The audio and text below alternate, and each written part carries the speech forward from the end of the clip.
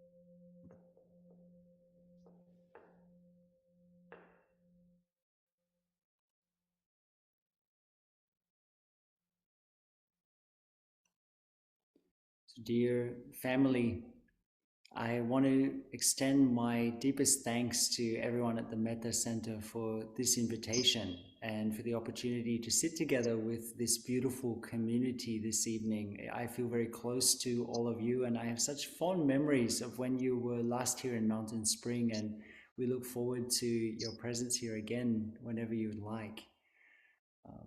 As I was preparing for this session and I was thinking about a topic, I just felt that I really wanted to share about some aspects of the Lotus Sutra.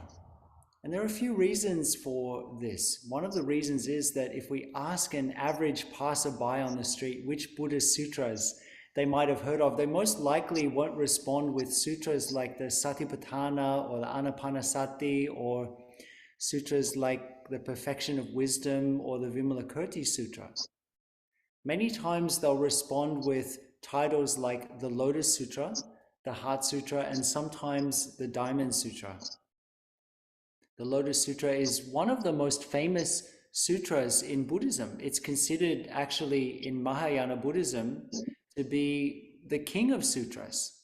And it's been so powerful and influential over the centuries that it's given rise to whole Buddhist streams of thought. In many temples, the Lotus Sutra, or parts of the Lotus Sutra, some chapters are quite famous. They're chanted regularly, if not daily. And even though it's given rise to schools of thought and indeed whole traditions of Buddhism, like the Tiantai school of Buddhism, it's primarily a work of the heart. rather than an intellectual treatise. It's a work of faith. And one of the best ways to approach this beautiful text is as a practitioner. Within its pages, we find many of the great vehicle, the Mahayana teachings that we take for granted nowadays. I'll never forget about 30 years ago when I was practicing in the Chinese tradition. One day the library received a copy of an English translation of the Lotus Sutra. It was called the Threefold Lotus Sutra. I was so excited that I could finally read the sutra in English and I could understand what all the fuss was about, since excerpts from the Lotus Sutra were chanted almost every day, if not each week, within the Chinese temple. So almost the moment that that book hit the shelf in the temple library, I grabbed it and I could hardly wait until I returned home and I opened it up. So I eagerly cracked the book open and I got lost immediately. I was so confused. It seemed that the majority of the sutra text consisted of the Buddha and other bodhisattvas praising the sutra text rather than actually sharing a sutra. I even fanned the pages to try to find the sutra, but I couldn't find it. I didn't get it at all. Up to that point, I'd become quite familiar with the narrative structure of the Pali Sutras, the Pali Suttas. And this text didn't fit that mold at all. I tried a few times, eventually just flipping around in the sutra to see if there were any good bits. There were apocalyptic images and images of the Buddha's tongue extending into various realms and so on. In the end, it's not as if I gave up exactly, but I sheepishly closed the sutra and then I waited a suitable amount of time before I returned it back to the temple library so I wouldn't feel so much like a Dharma failure, a Lotus Sutra reject. When I was checking in the sutra, the person behind the counter said, "Isn't the Lotus Sutra marvelous?" I quickly nodded in agreement, but in my heart of hearts, to tell you the absolute truth, I didn't get it at all. And I was honestly a bit disappointed. It was only many years later in my study of the Lotus Sutra that I read the story of the 17th century Zen master Hakuin, who approached the sutra with a lot of the same enthusiasm that I had. He was expecting to discover many profound and mysterious teachings. In his own words, at the time he said, "My hopes were completely dashed." And it was only years later, after some deep practice, that when he took up the Lotus Sutra again, that he had the experience of penetrating to the heart of the meaning of the text, sharing later that any doubts that he had had up until that point were completely destroyed. And he shared that at that moment, he suddenly uttered a great shout and he burst into tears. I'm not expecting you to burst into tears tonight. But if you do, I hope it's from touching some of the wonders of this text and not from my boring talk. The Lotus Sutra has become a great companion on my own path, and I see its strong influence in the Plum Village tradition. In fact, when I received lamp transmission and became a Dharma teacher in 2003, like all other Dharma teachers, I was requested to write a 4-line verse of my insight. This is called an insight gatha. I didn't spend a long time wrestling with it, thinking, oh, how can I encapsulate everything into 4 lines?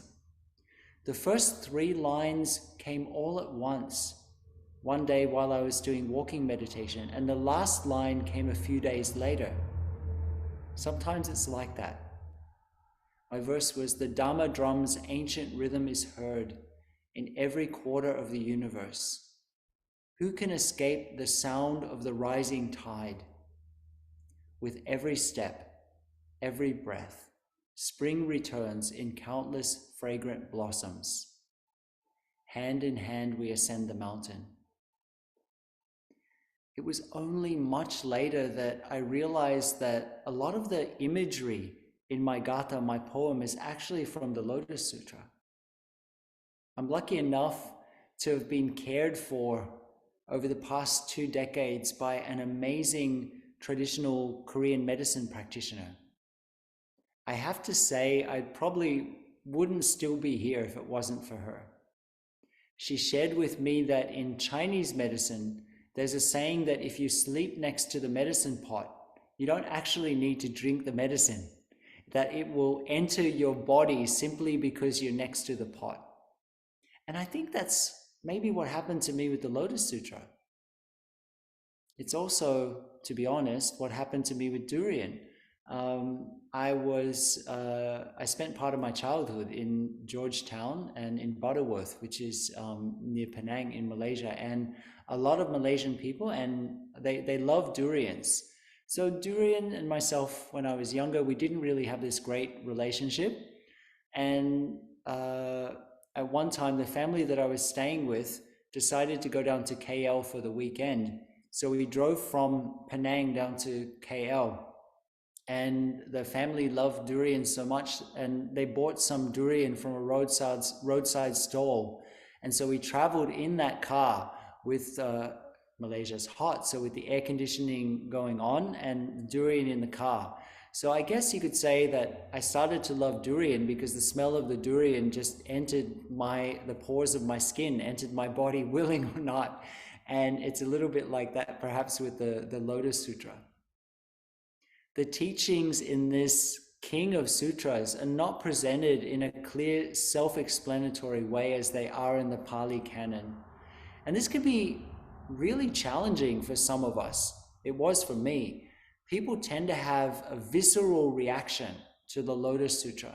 They either initially adore it or detest it. I hope that I'm going to inspire adoration, or at least interest. Rather than truth being explained as we discover in many sutras, we're actually shown the truth, or wisdom and insight are shared with us in this beautiful text, often in the form of parables, mystical events, and mythical imagery. And I've come to recognize that without a thorough grasp of Buddhist doctrine and cosmology, it's not really possible to grasp the depths that are being transmitted to us through this sutra. To be honest, there's so much I could say about it. I often feel when I'm considering what to share about the Lotus Sutra that I'm sitting next to the Amazon River and I'm only able to offer one drop. One great Chinese master, to put things in perspective, spent 30 full days just explaining about one character in the title of the Lotus Sutra. So let's bear this in mind, but also not dwell in fear. I won't spend 30 days explaining one character. But this just shows how much is there hidden in the layers of the Lotus Sutra. A number of great teachers have also shared with us something that I personally find really interesting and illuminating. It's also helped me to be able to have a very enriching encounter with this mysterious and profound text. Some of the great teachers have shared with us that the Lotus Sutra is at its core open or empty. In this sense, it's a surrounding text. It provides context. And this invites us into an individual filling in, an individual response to what's not mentioned. Each one of us, in a way, in our encounter with this text, shapes its contents in a sense.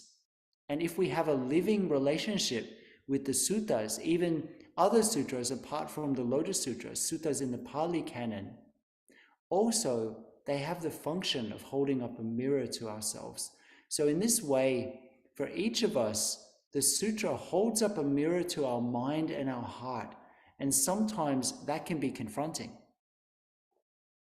In fact, it has to be said that the Lotus Sutra itself, to me, is like the ancient Buddhist equivalent of a mic drop, with many radical reversals, transpositions, and reinterpretations. It rips the carpet out from under our feet. Sometimes I like to think of the Lotus Sutra as being like one of those stage shows where a performer is standing in front of a fully loaded dining table and then rips out the tablecloth without any of the plates and glasses falling over. But we'll go into that later, I guess. Before we move on, I should probably mention, and I just want to reiterate this point, since it's an important thing to know with regard to the Lotus Sutra, is that there's a teaching in Buddhism that the whole teaching of a sutra, the energy and essence, is contained in its title. And there are whole texts that have been written just about the title of this sutra. In fact, if we stop right here and we don't say another word about the Lotus Sutra, we've done well. In fact, we might have even done better than me continuing to talk. Because it's said that in the text itself, in the Lotus Sutra, that even hearing the title of the Lotus Sutra means that we're a person that has a lot of blessings, a lot of merit. And it's actually a prediction in the Lotus Sutra's view of itself.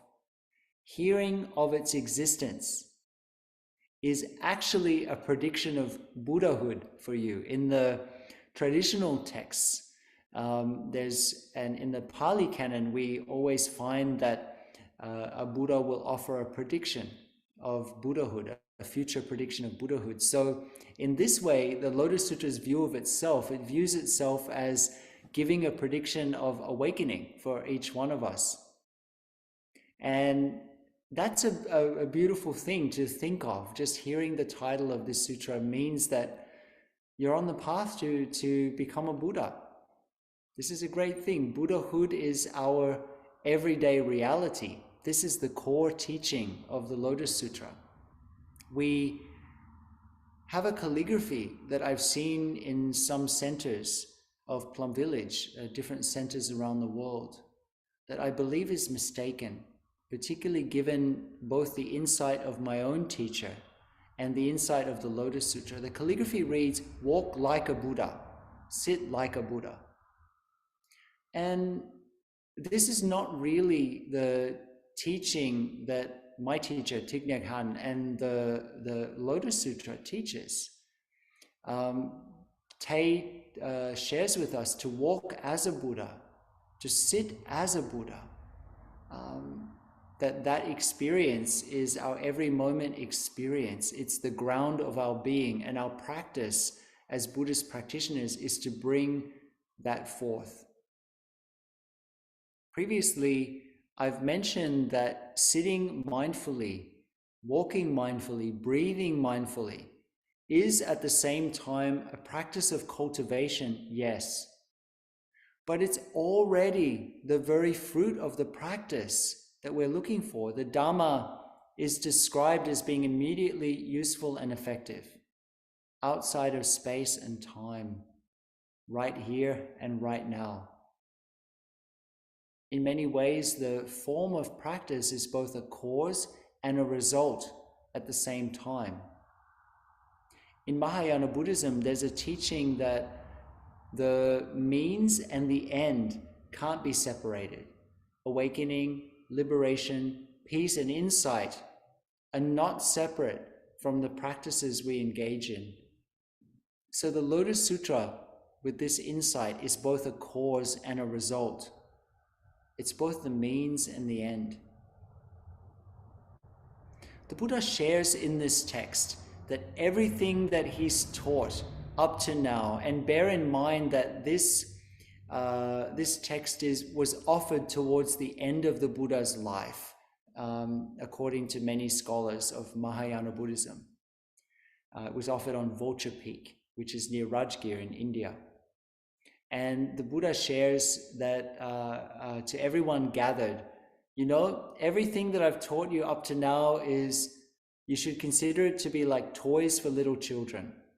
And in fact, I haven't really shared the real truth with you up till now. And the sutra tells us that many senior disciples, 5,000 of them in fact, walk out. They stand up and walk out because they find this so shocking. They find this message to be so shocking. What is this message? The message is basically that even though up to now he's taught that Buddhahood was rare and difficult, in fact, there's only one vehicle of Buddhist practice, ekayana, and that is the path of Buddhahood, and that each one of us is to manifest that Buddhahood. It's our birthright, and in fact, there's nothing other than Buddhahood. I think it's important to remember that even in the Pali Canon, that it's accepted that the Buddha did not teach the same things to everyone. He was teaching according to people's backgrounds, their capacity, and in response to the questions that were asked of him. In one example, the Buddha grasped a leafy branch and he asked those who were gathered around, are there more trees on this branch or on the tree? Those gathered around said, well, of course there are more leaves on the tree. And the Buddha said, in the same way, what I know is like the leaves on the tree. What I share with you is like the leaves on this branch. Although I know much more, I'm only going to share with you what's necessary to transform your suffering. The Lotus Sutra considers itself to be the entire teaching of the Buddha in some way. The rest of the leaves on that tree, Xin Xingmin, the faith in mind. There's a line that speaks to this. If only you don't aim, you can't miss. Now, this doesn't mean just to kick back and not do anything, but rather it means, in the context of our reflection, to see each moment of our life as the ultimate. With this understanding, there's not the idea of, let me do my practice and then I'll get back to my life, get back to the real world, or once I get finished with this, whatever this might be, paperwork, cooking, cleaning, then I can practice.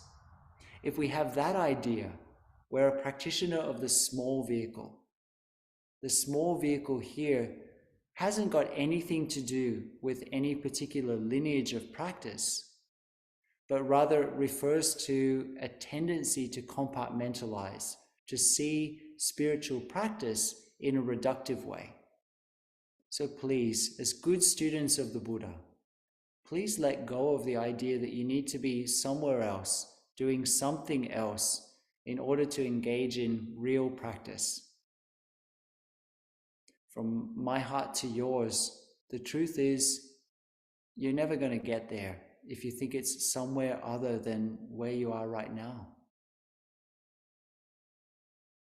Tonight, I really just want to share with you about one of the gems in the second chapter of the Lotus Sutra.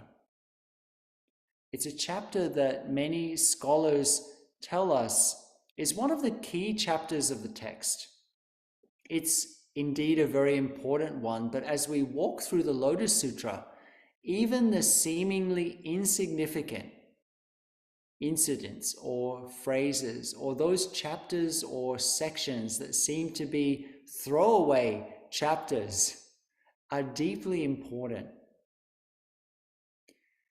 When we pass through the Lotus Sutra, we notice something interesting. Actually, we notice many things interesting. I was at a retreat a few years ago, and the founder of that retreat center was founded in the 1940s in Mexico. She's currently 101 years old. Her name's Deborah Seke. And she, each week, I'm not actually sure since COVID began and I've been in Australia, she's still continuing to do these weekly gatherings, but when I was there and teaching there for a few years, she would host a dinner every week with the presenters that were at the ranch for a week. And she would ask a question and then have everybody share on that question. And one week when I was there, she asked everybody, so tell me how you all became so interesting. And everyone went around the table and shared why they thought they were so interesting. But when it came to me, I thought I'm the most boring person on earth. Like, I get up, I have sitting meditation in the morning, I go for walking meditation, I wash my clothes, I do some yard work, I write poems, I reflect on the Dharma. I really haven't got anything much to share. But as I reflected on the question and the fact that my life is pretty, on one level, it's kind of pretty predictable and pretty boring, I also realized that, in fact, as practitioners, it's not that we're interesting people, but we practice to become interested in our experience. And so in the Lotus Sutra, there are a lot of things that I find very interesting. And if we're a scholar of the text, we know that in most of the texts, it begins with somebody asking a question, and then the Buddha begins speaking. And up until now in the Lotus Sutra, the Buddha himself hasn't spoken a word. Rather, he's been immersed in meditation and contemplation. And all of these seemingly miraculous and wondrous occurrences have been happening. And I've shared earlier about the Lotus Sutra's tendency to flip our assumptions on their head. In a way, it's very Zen. Most of the Buddhist sutras begin, as I shared, with a question from the audience. The Lotus Sutra begins with these wondrous occurrences that surprise everyone that's gathered there. There's a radiance that's emerging from the Buddha. The world shakes in 6 ways. This is a deeply symbolic moment. Everything that we thought was solid is now movable. Everything, including our views, especially our views, are shaking. They're being shaken. This is a sign of what's to come with the teaching of the Lotus Sutra. The radiance emerging from the Buddha is illuminating all these various realms where we can see Buddha's teaching even now in this instant. And this, as I just shared, is pretty mind-blowing. It's a seemingly impossible occurrence and an impossible thought up until now. Since up until now there had been the idea that there can only be one Buddha at one time, otherwise everything's going to collapse. But in the beginning portion of the Lotus Sutra, suddenly we see illuminated all of these Buddhas everywhere.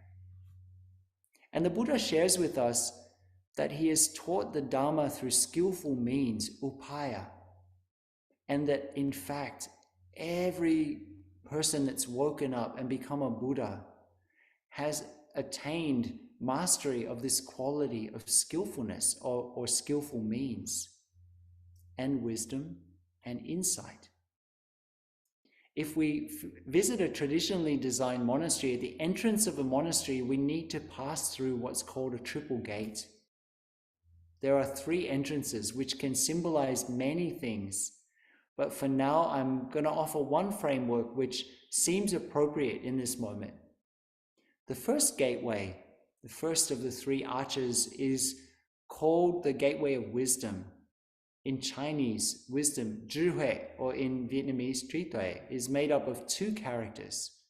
智, which means knowledge, and 慧, which means insight. Wisdom is made up of these 2 qualities, knowledge and insight. These 2 qualities need to be combined in order to manifest wisdom. In one sense, I guess we could say knowledge is information.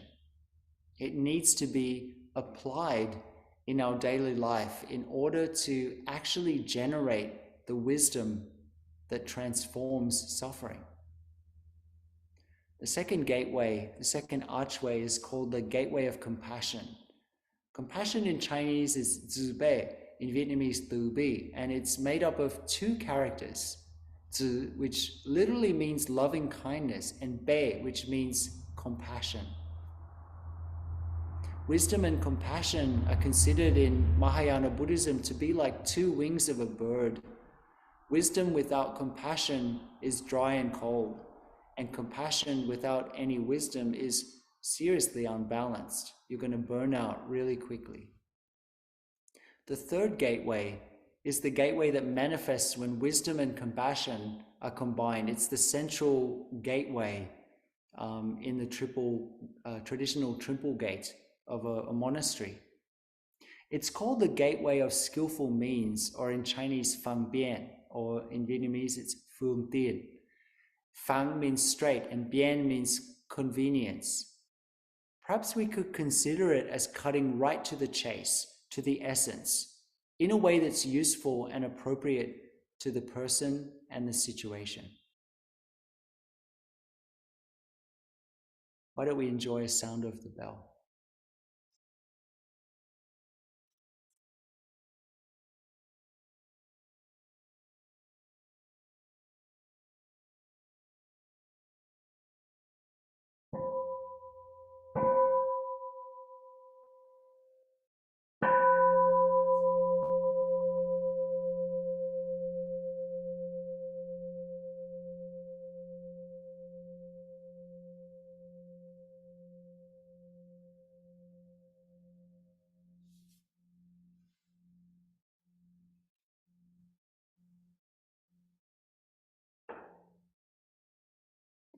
Returning to the text itself, after his introductory remarks, the Buddha says, enough, Shariputra, I'm not going to say anything else, since no one except a Buddha together with a Buddha would be able to understand the character, the nature, the substance, the potential, the function, the cause, the condition, the result, the effect, and the essential unity. Now, this is quite an astounding statement for many reasons, and we might return to a few other aspects of it in a moment. But the Buddha here is saying that only a Buddha together with a Buddha can understand deeply these things. What does it mean, a Buddha together with a Buddha? Up until now, as we've shared, there was this view that there could only be one Buddha existing in the entire 3,000 great thousand-fold world system at a time. Buddhist cosmology is quite vast and quite interesting. In the Lotus Sutra, by contrast, as I've mentioned, we're taught that there are Buddhas everywhere. Anyway, Shariputra, hearing this and seeing that also that there's a rustle of confusion, if not consternation, in the crowd, with everyone thinking along the lines of, how come the Buddha's talking about skillful means? What does he mean by saying that everything he taught up until now was just a method for us to be able to accept the real truth? We've been practicing what the Buddha taught, and we're arhats and so on. We've awakened. We've done what had to be done. Why is the Buddha now saying that, to quote the carpenters, you've only just begun? Shariputra, seeing this, then asks the Buddha 3 times to teach everyone, saying, world-honored one, what's the reason that you're now emphasizing the teaching of skillful means and praising it so highly? I've never heard such a teaching from you before. And then the Buddha actually refuses to offer the teaching, since he said it's just going to be confusing for everyone. Everyone's going to just doubt it.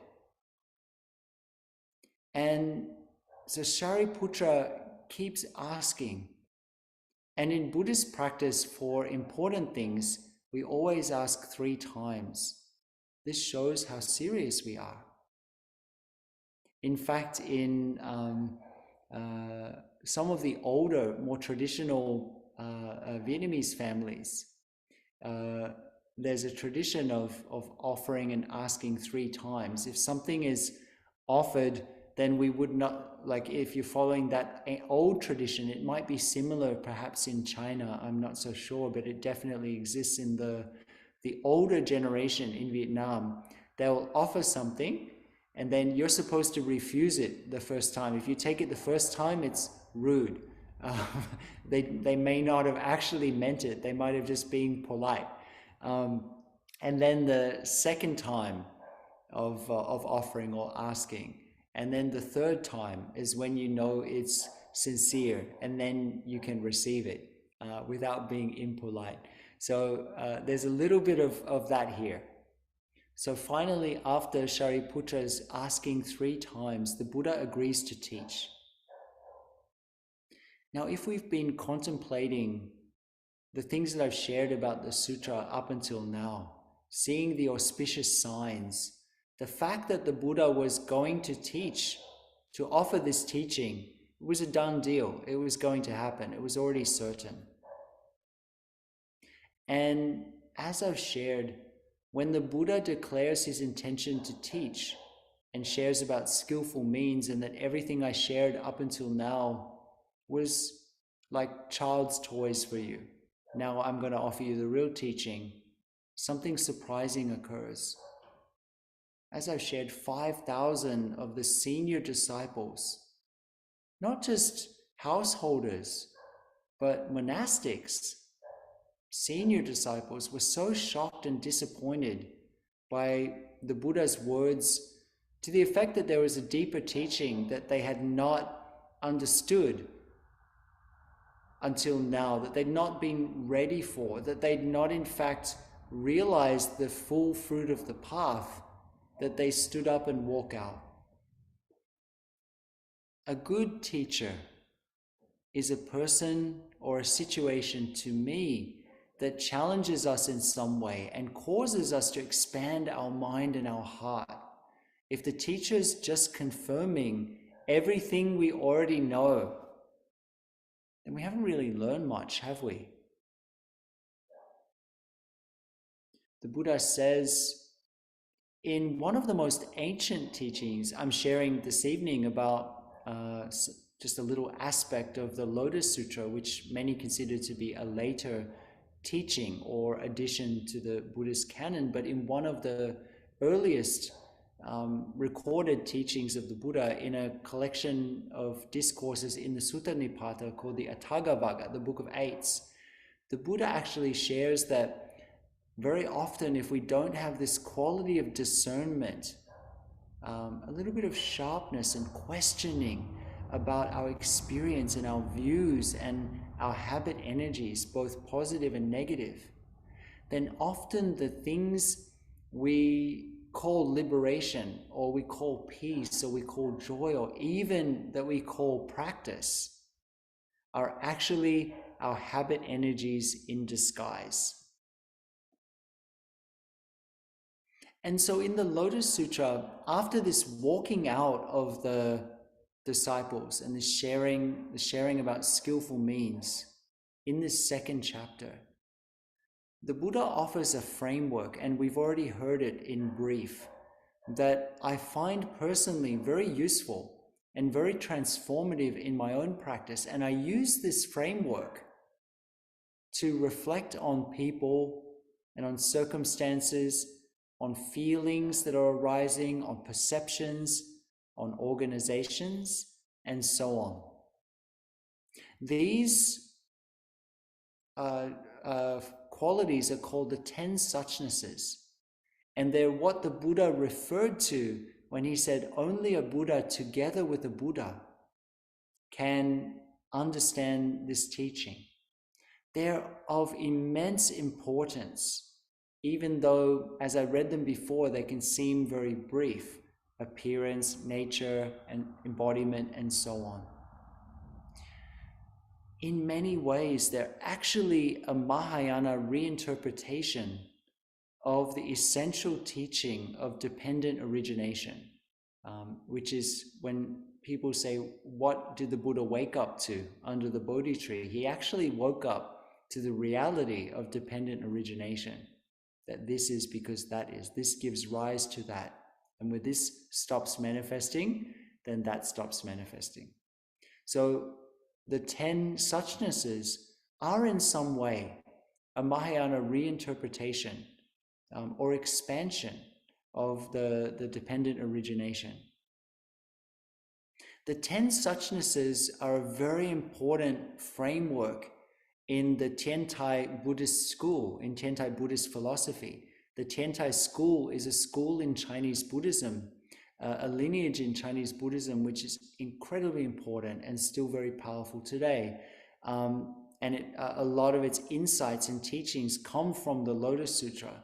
And this lineage is also a philosophical lineage within Mahayana Buddhism, which is also incredibly influential.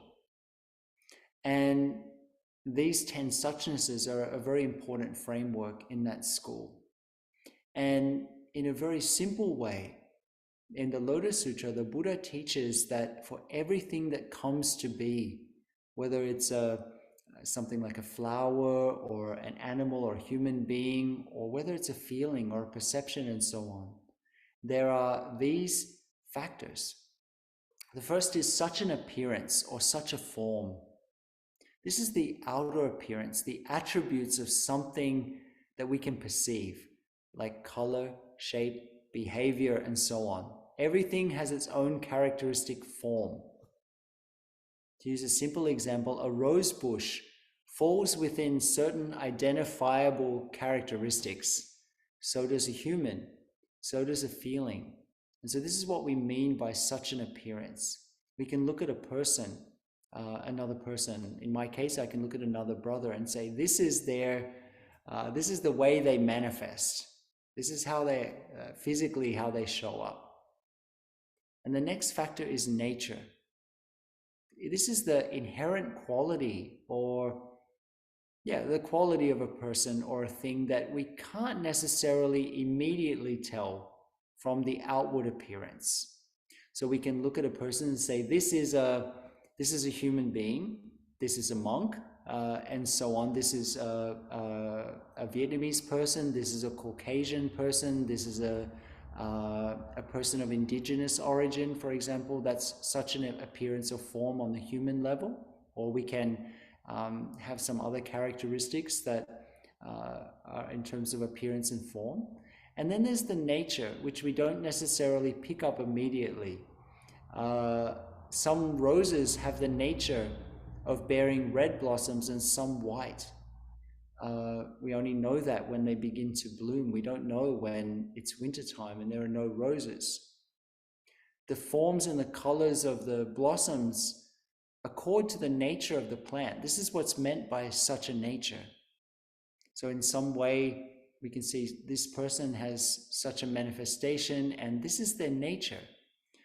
And then they have what we call an embodiment. And this is, in a sense, the combination and the culmination of these first two factors. A being that has a certain appearance and a certain nature also has a kind of a way of being that is what we call an embodiment. So to use the human example, you come from the appearance or the form and the nature. Those two things go together. A certain physical manifestation also has a relationship to the nature and the nature to the physical manifestation, and then an embodiment. And the nature can be, and the embodiment can be something that's quite unique. So the above three characteristics, they describe the fundamental reality of life itself. And we only have time to just briefly touch on this. And my aim is to offer just a little bit of a primer so that from time to time, maybe these things will help you in your situation. You'll find ways to apply these as a lens. The next 6 Suchnesses, from the 4th Suchness to the 9th, they describe the function and the workings of life itself. So the next is such a potency, such a potential, or such a capacity. In some way, everything that's embodied, everything that has a manifestation, also has its certain abilities and its lack of abilities. These capabilities we refer to as such a potential. You know, we have, when we combine those earlier factors that we spoke of, the first three, then when we have those three, there's a certain degree of potential or capacity that's appropriate to that particular form. A seed of corn, for example, it has the potential, because it comes from the corn plant, it has its manifestation and so on. It has the potential to grow into corn. It does not, at least in this dimension, have the capacity to grow into roses, even as we understand into being.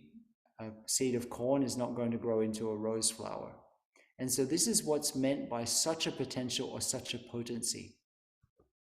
To use it in looking at human beings, we can see here in Mountain Spring, we currently have 4 monks that are living here, and we have 7 sisters.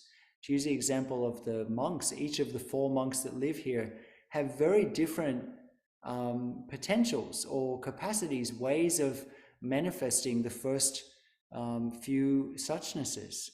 For example, Brother Bin Min, from his embodiment and his past experiences and stuff, he's somebody who likes to build things. He can spend 6 to 8 hours playing with a jigsaw puzzle and so on. We have another brother who is not interested in those things at all, but likes to go out and do a lot of exercise and so on. We have another brother who likes to spend all of his time in silence and just reading.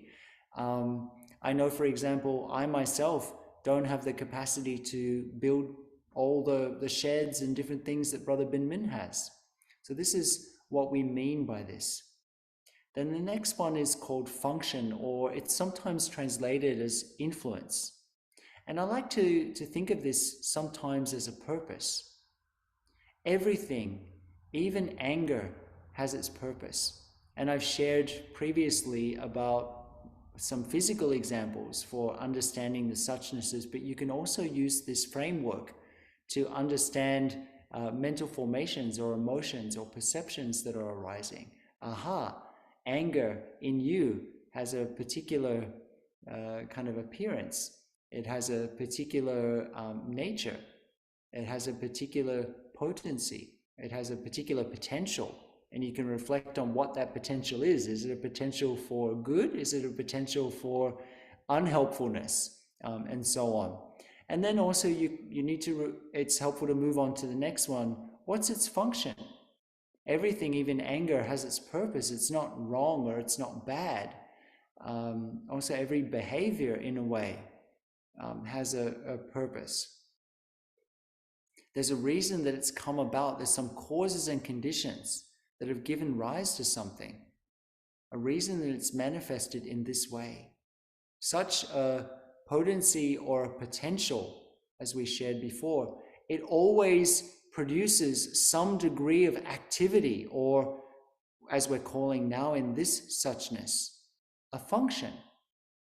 The power latent, the power hidden within the seed of corn, it absorbs moisture and it causes the seed to swell. It breaks its skin and it begins to sprout. And it causes the sprout to push through the soil and emerge through the ground. And this is a function of the potency of the seed of corn naturally manifesting itself, and it's an example of such a function, or the potency will have this influence, if that's easier for you. And so up until this point in the suchnesses, we've been reflecting on kind of the workings of seemingly individual existing things. There are countless phenomena in this universe of ours, and nothing in the world exists entirely in and of itself. Everything interpenetrates, giving rise to even more phenomena. Everything takes place in accordance with a certain law. And this is what's explored in the next suchness. The next one is called the primary or internal cause. Phenomena, everything that arises always has a cause. This truth seems so obvious that maybe we don't even need to say anything more about it, but as good Buddhist scholars, we will know that a lot of commentary has been written about this point. The universe is filled with phenomena, and everything is deeply interrelated because all of their outwardly directed functionings, as we've shared previously, actually interact with each other. There are no isolated existences without relation to other beings. Everything is in a deep relationship with everything else, and in fact is dependent on everything else. So this mutual interaction of causes and effects and relationships produces various phenomena. And something that's primarily responsible for the production, or the first cause, is called such a cause. So we hear a lot in Buddhism about causes, a reason for something. And then there's this element of everything being in relationship, but then there's also called a condition, a secondary cause or a condition. We hear causes and conditions. So secondary causes are various conditions, they're internal and external, that help the primary cause to produce an effect. So even when a potential cause is present, it's not going to produce its effect unless it comes into contact with certain conditions. For example, the grain of corn needs certain conditions in order to be activated. Your anger needs certain conditions in order to manifest. It's there, but it needs a stimulus. If we consider our person, a brother or sister, in terms of the above, then we begin to notice conditions that bring about their flowering. And these circumstances or occasions that act as a secondary cause are called such a condition. If a cause isn't accompanied by an appropriate condition, in a sense it'll remain latent. It's not producing an effect. And so the next two conditions always go together. The next is called such an effect, which is the dormant effect produced when the primary cause meets with the proper circumstances, such a condition, and produces a phenomenon, a result, which we call such an effect. So it's like the wheels are put in motion. We often think that we do something, there's a cause, and then there's an effect. With the insight of the Buddha, with dependent origination, there's not an effect. There's a whole chain of effects. And in fact, if you look at things that you call causes, then they're actually effects of other causes. So this is where, in the view of the Ten Suchnesses, something will manifest and then generates an effect, but it's called a dormant effect because it's an immediate effect, but it's not as if it's the end of everything, that everything just stops there. When something happens, it sets off a whole chain of events that will continue into what we perceive as, please understand, I said perceive as, the future. So the wheels with this such an effect, it's the first thing, and the wheels are put in motion for such a reward or such a recompense. And this is the perceivable effect that emerges in time as an expression of the effect being put into motion. And in a way, it's kind of like a potential cause, and again, through its related conditions. It's not simply a matter of a certain effect being realized and that's the end of everything. It's a whole process without a beginning and also without an end. By the way, an effect that's it's not realized just as an immediate here and now only phenomenon, but it always has an effect, an influence that lingers like a trace or a residue. Sometimes people come into the hall here in Mountain Spring and they say, oh, they might be here in the middle of the afternoon, and they say that they love the smell in the hall or so on. And to be honest, we only burn just a very small piece of incense in the mornings, and some mornings we don't, because there's one brother who's allergic to these things.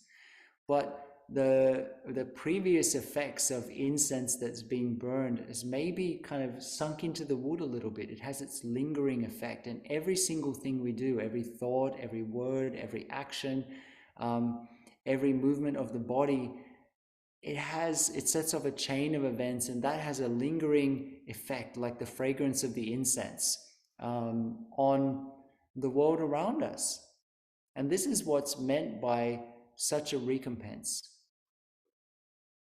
And then finally, well, just kidding, because it's not actually just a final stage. If we understand to some extent dependent origination and also the way that these 10 factors work, we also understand that they're continually in a cycle of creation, manifestation. It doesn't go from 1 to 10 and then that's it, but it goes from 1 to 10 and then back to 1 to 10 and so on, and then sometimes in reverse. The 10th factor is, in fact, it's called such a complete fundamental unity. In other words, consistency from beginning to end. And this means that the other 9 factors in the 10 Suchnesses are deeply interrelated, that they can't exist in isolation, that they interpenetrate, and they all are. It also reminds us that each of these 10 factors, in all of these 10 factors, there's truth, and that all of these 10 factors are equal in any aspect. Every single thing that comes to be through presenting all of the first 9 Suchnesses, from appearance through recompense, through reward. And that these 9 Suchnesses, they're inseparable and they're ultimately equal, because together they comprise the completely integrated whole that is what we call a phenomenon, a dharma, the ultimate integration, the oneness of the above 9 Suchnesses is understood as the 10th and final Suchness. From the first to the last of these, there's ultimate equality. For me, I use this reflection on the 10 Suchnesses many times a day when something arises. It helps me to understand when a feelings arise, a perception arises, to understand, first of all, what it is, what caused it to be, what effects does it have immediately, and then in the future, what are some other choices that are available for me in this moment. And I also use it to help to understand my brothers, my sisters, the people that come here, and different situations that occur in my daily life. And I found it to be incredibly helpful. And even though this evening we have only a short time to go through the 10 Suchnesses, it's my hope to simply plant a seed that might be useful, at least a framework that you might find helpful to reflect on things, and then a seed that, in fact, we would need a 3-month retreat to just go through one of the Suchnesses here in any depth. So we have quite a lot of reflection to do. But I wanted to also, the other aspect is I wanted to also show just a little bit of the depths that are present in the Lotus Sutra, the sutra that people either adore or they find to be quite off-putting. So there are incredible teachings there, and teachings that are very much related to source Buddhism. and that can be very practical and very useful frameworks for us to be able to focus our mind and to transform our situation. So those are the things that I had on my heart to share this evening with everybody, and I hope something's been useful. Perhaps we can come back to our bodies, come back to our breathing, and we'll enjoy a sound of the bell. And then we'll have a few moments. I think we still have perhaps another 8 or 10 minutes together, and we can see if there are any sharings or any reflections that anyone would like to offer as we draw to a close for this evening.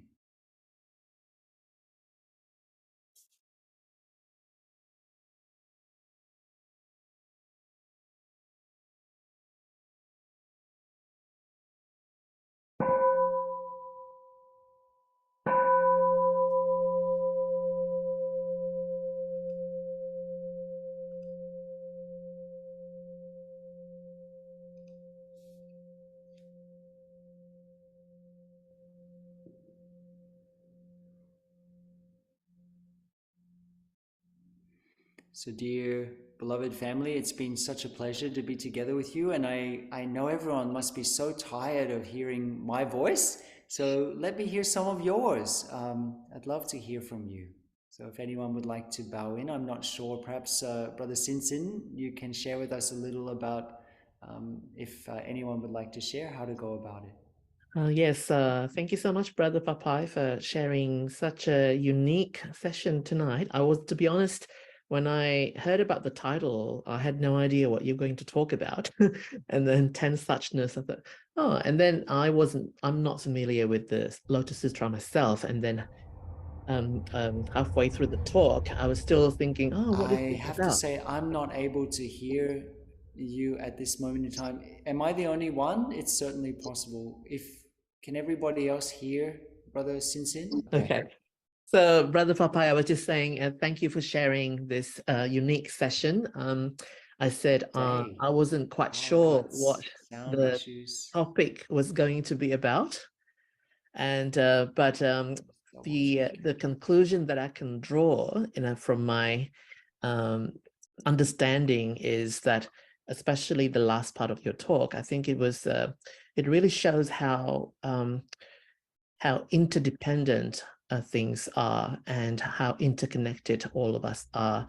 And I think knowing that alone is quite humbling, because then nothing can just exist on its own. Regardless of what we think, we may think, we can just be um, uh, existing here without the importance of all the other things around us and other people that connect with us. But the truth is that we cannot live without being dependent on others. And so I think knowing that alone is quite humbling. And I think it also made me think about the law of cause and effect. And in fact, when you were talking about recognizing emotions, I think it's really important to be able to try to find the source of the emotion and what it leads to before it manifests into something that's probably undesirable, such as anger or something like that, perhaps. So this is probably something that I could take from the lesson. I'm not sure if I'm getting it right, but I'm interpreting it that way somehow. So thank you. Yeah. For me, I see clearly. I really appreciated. I was thankfully able to figure out what the issue was, and so I was able to hear the last part of your sharing, and I really feel clearly not only the practical nature of the Ten Suchnesses, but also how it points us deeply into the inside of what we call in Plum Village interbeing. How everything is in relationship with everything else, and something cannot exist by itself alone. And we can do this contemplation, whether it's with a feeling, as you've shared, or whether it's with something like a flower. You can consider all of the different um, factors that have come together in that flower: the sunlight, the soil, the rain, and so on. And we can consider if we can take any one of those factors away. And if we take one of those factors away, then the flower doesn't exist. And I also find it helpful for me to consider how, and it was a realization that I had, how I often just thought of things as cause and then effect. And I like to use the example of the flower we just gave. I would think, all right, the cause of the flower is the seed or whatever, and then it has certain conditions and it manifests into a flower, and then it sinks back into the earth. And there was a part of me, even though it was very subtle, that felt like that's the end of the process of the flower. But through understanding the 10 Suchnesses, I see that, you know, things have a particular form at a particular moment in time. That form is continuously changing, and then the end of the flower is not the end of the plant. The end of the flower is not when it kind of fades away and sinks into the ground. In fact, it never ends. It continues on in so many different ways. It's just our view is so small. So I find it I found it very helpful for me to see and to begin to understand from that simple example of how, you know, the flower continues on in so many ways, to understand how it relates to some of the bigger issues of our life as well. And the final thing I'll just say is sometimes we talk about emotions, and particularly emotions, in terms of positive and negative. And in the Pali Canon, actually the Buddha shares kusala and akusala. Kusala meaning skillful, and akusala meaning not yet or not skillful. And anger, of course, to use the example that was given, was anger, is classed as akusala, not yet or not skillful. And I find that to be really wonderful, because it means that there can also be a redeeming quality, a life-giving core to an emotion that we would tend to say, oh, I don't want that. But the practice of Buddhism, in a way, as you shared so beautifully, is a practice of coming to understand how something came to be, and also understanding what function it has in our life. Some of us can become anger junkies, or sadness junkies, or even happiness junkies. And so we come to understand what function these emotions, these perceptions have in our life. And in some way, by coming to understand them, their energies, they become our teachers in a way, and we're able to better handle their energy. We're able to transform it. So in some way, they're not something to be gotten rid of, but something to be understood. And so, yeah, that's just what I wanted to add there. Thank you for your beautiful sharing. Thank you, brother. We are nearing the end of the session, but I guess we still have about maybe 2 or 3 minutes. So perhaps if there's someone who wants to ask a question, you can either put it in the chats, or you could pass it on to Tina or Zen if you'd like to just ask the question verbally as well. This is not a big group tonight, so feel free to do so. Maybe perhaps 1 or 2 more questions. Or comments.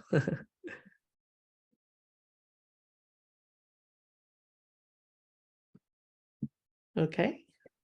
So those attending in person, Tina, and no comment, nothing. Yeah, thumbs up. Yeah, thank you for the teachings. All right. Thank you, brother. Thank you, Brother Phap Hai. So before we end the session tonight, I just want to give you a brief announcement. I'll keep it brief. So there's going to be interesting talks in the next few weeks, but next Wednesday we're going to have Venerable Bhante Dhammika, and the title of his talk is Getting to Know Your Crocodile. And he has deliberately tried not to include the blurb because he wants us to actually be intrigued and be curious about it. That's what he says. And also, Metta Center has some interesting upcoming projects, such as the Metta Connections, which is an exciting project. So Metta Center, to my understanding, will launch a Buddhist professionals network. So stay tuned, and you can find out more later on about this. And also, one interesting project that has just been launched recently is the Metta Hearts, which is a new project to raise awareness of homelessness and what we can do to help and contribute. So it could be our time, or maybe donation of goods or ideas. And winter is coming now, so if we've got blankets that you would like to donate, now we have the person in charge. I believe David is there. So David, Yes, here. yes. So you can contact David and yeah, contribute in any way we can to help with homelessness. And also the last announcement is I'd like to inform you of the Metta Convention Week, which is going to happen from the 25th of September to the 1st of October. And the theme is Metta Olympics, playing the games of loving kindness. This is going to be a great week with lots and lots of great events and fantastic world-renowned speakers from all different traditions, including Brother Phap Hai as well. And the title, I believe, the title of your talk is Finding Your Own Way Home, I believe, right? And that's going to be on the 30th of September. And you can find out more about this later. And before we finish, I would like to invite Brother Phap Hai to perhaps close the session by doing a brief blessing or dedication of merit, or some, any words of piece of advice that you'd like to share. Thank you so much, and thank you for the great pleasure and the honor to sit together with the community this evening. I'm glad that it managed to happen with all the causes and conditions that were going on up here in the mountains. Let's just take a moment to come back to our bodies, to come back to our breathing, to come back to the place that we're sitting in. Whether we're sitting alone at this moment in time, or we're sitting together in a room with a group of people, let's bring to mind the experience of our whole day, all of the different things that have occurred for us today, and then broaden our awareness to give rise to awareness of all the varied experiences and places that other people might have been experiencing today. As we rest in that, also bring to mind the varying situations that people might have found themselves in today, or be experiencing at this moment. Some in very joyful and easeful situations, some in very challenging situations.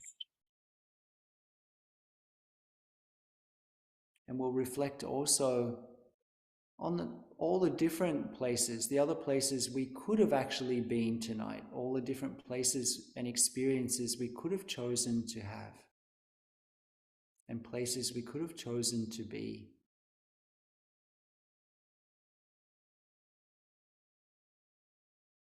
And out of all of those causes and conditions and different possibilities, we've been brought together this evening as a community. And that's a true miracle.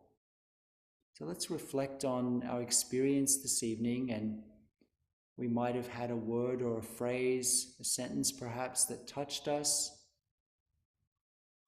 or intrigued us. Something that we might be going to carry away with us.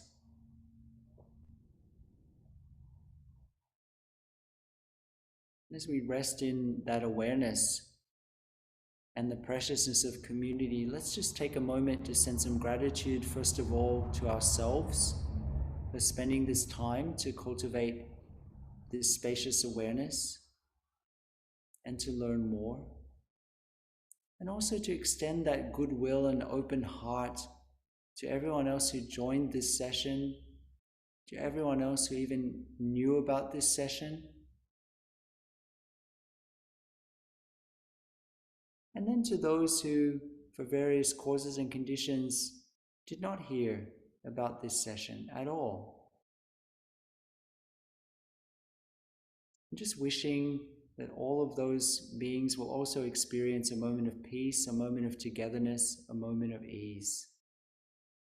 And if any benefits have arisen from our practice this evening, we take a moment to dedicate those merits to all those beings in the 10 directions. and among those is ourself.